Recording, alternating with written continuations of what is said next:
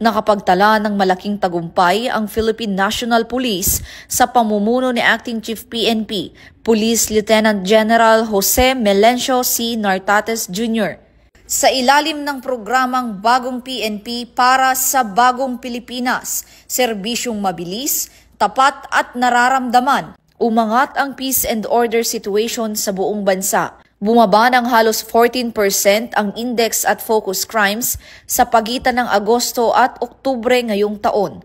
Sa laban kontra droga, nagsagawa ang PNP ng mahigit 9,000 operasyon na nagresulta sa pagkakaaresto ng mahigit 10,000 drug personalities at pagkakakumpiska ng humigit kumulang 2 bilyong halaga ng iligal na droga.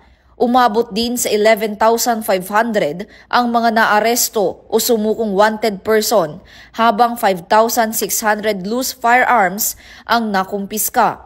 Sa kampanya laban sa iligal na sugal at smuggling, nakasamsama ang pulisya ng mahigit 2 milyon na gambling paraphernalia at mahigit 300 milyon na kontrabando. Kasabay nito, pinagtibay rin ang internal cleansing. Mahigit 500 personnel ang nadisiplina sa mahigit 300 administrative cases.